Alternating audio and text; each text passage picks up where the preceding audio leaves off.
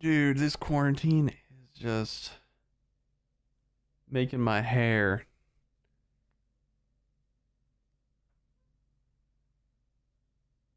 What's going on, y'all? It's Rev, and welcome back to another Dauntless video. Today, we're going to be going over the brand new amps coming into Umbral Escalation on the 11th. We're going to take a little bit more of a deep dive and just see how the theme of the escalation works, and it's pretty exciting. It's all revolving around wound and damage and some attack speed and making a ball pit. So let's talk about it. So we're here at the lad, and we'll just go ahead and take a look at all of the amps. Go ahead and reset those. We got squad goals. We already know what this is. Stacking damage for every person in the party that has squad goals. Nothing to really write home. This is kind of like the sorry you're not a winner amp, and sometimes you just get forced to take it because you have no damage options, which is unfortunate. Executioner. We're familiar with this one. It's been in both escalations. Deals extra damage to behemoths below 50%. Go time added in Blaze Escalation is after casting your hold, 15% attack speed to the rest of your party. Very good. It's like Conduit. It's exactly like Conduit, actually. We got Pact of Swiftness, which was in Blaze Escalation as well. It's much like Pact of Might, where you gain 25%. You take 25% more damage. Afterward, you gain 20% attack speed and 15% move speed. Here we have the first different escalation amp, which is Exposed Weakness, which is kind of like a souped up barb for weapons that don't really utilize savagery or acidic. Pretty cool. I haven't used a wound build too much. I feel like acidic and savagery are kind of a noob trap for this escalation. The reason for that is it's really hard to commit perk economy to savagery and acidic when we have things like Wild Frenzy and Berserker, as well as we want to break parts as well when it comes to surgical precision, which is something that I'll be coming up very soon on.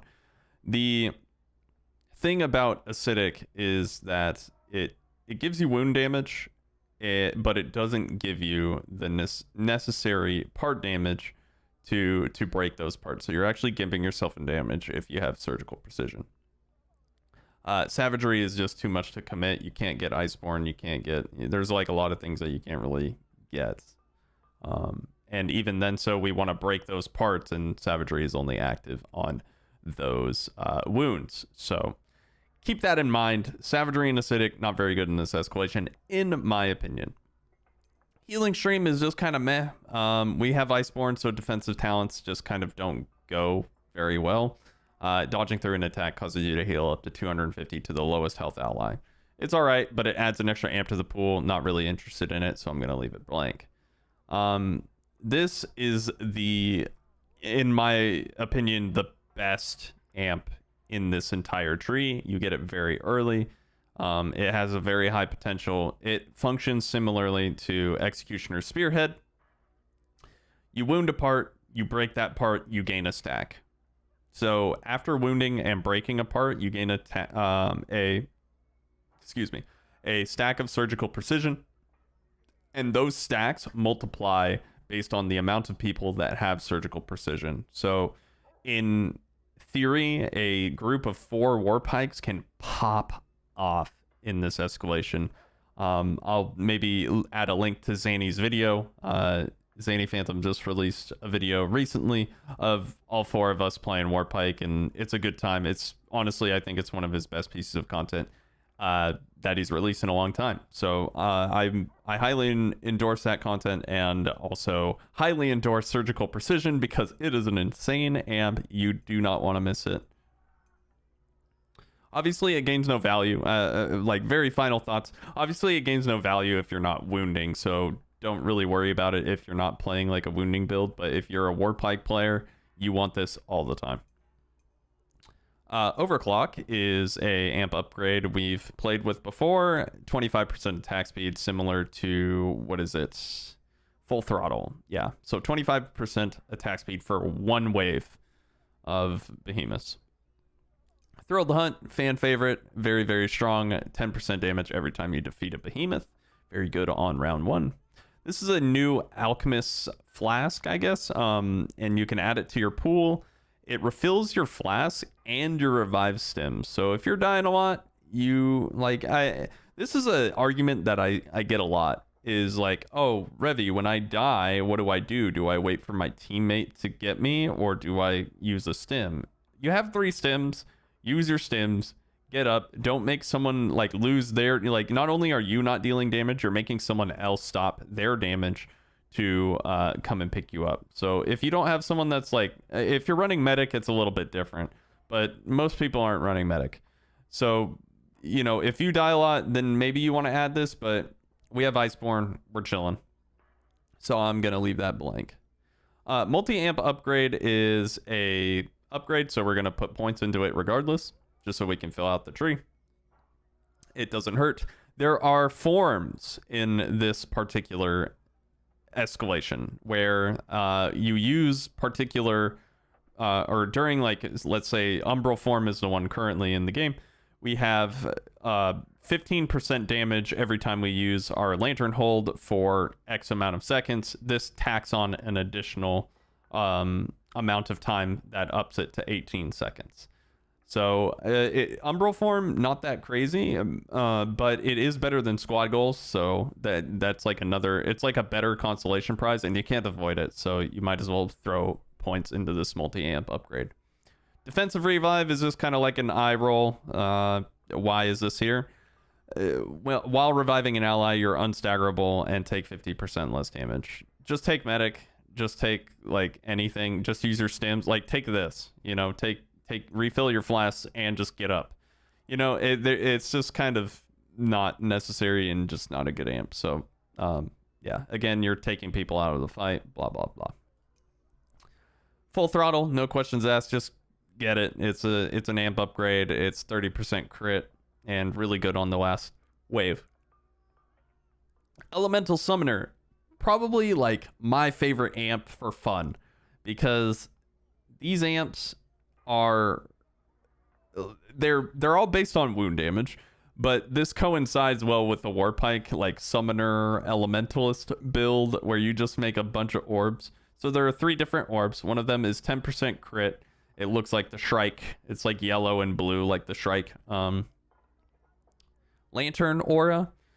So that gives crit. The green one pulses a healing wave, and I'm not sure on the value of that heal, but it's a significant heal. It's decent. And then we have the Fire Orb, which is just like a pulsing Embermaiden bomb off the lantern. So that's it's a fun amp. It's a win for fun. It's not super like insane damage like Surgical Precision, but it is a lot of fun. Void Blast is another fun one, and I think they improved on what Hotshot was in Blaze Escalation. Void Blast is almost the same thing. It creates like a void orb, but it splits into 5 and forks. So you can interrupt with it. You can deal a lot of damage with it, and I think they increased the rate that they spawn, so you're actually getting more damage out of it than Hotshot, pretty much all across the board. If you're a repeater main, it's really good. Void Blast, it's not that insane, but it's fun. So I would really only recommend it if you're a repeater player. Void Mantle, we've seen Shock Mantle, I believe, in Shock Escalation. Sprinting costs no stamina and builds Umbral Charge. Max stacks your next attack within 3 seconds, deals 1000 bonus damage. Not insane damage, but the no cost to sprinting is really, really nice. So I'd say take it if you like it, but overall I think it's pretty lackluster. Speaking of lackluster things, we have Shadow Dodge, which is dealing damage accumulates a charge of Shadow Dodge. It's a max of 5 stacks, in case you're wondering. Dodging through an attack expends a charge, causing an Umbral explosion that can interrupt behemoths. So it's another way to interrupt. It's okay for repeaters since you have limited amounts of ways to interrupt. I think that you could justify it in that getting an interrupt is way more damage than just shooting a behemoth and DPSing, and you get to open up a opportunity for your entire team. However, if you're playing with this full squad of 4, you might have someone that's really good at interrupting. But in most cases, shadow dodging will be decent, I guess. Last but not least, we have Bonds of Corruption. Honestly, I feel like this is the best one on the last tier, and it's kind of a shame that the last tier is this kind of lackluster, I think, across the board. But for each enraged behemoth, gain 30% part damage. For each Aether Charge behemoth, gain 15% bonus lantern charge from attacks.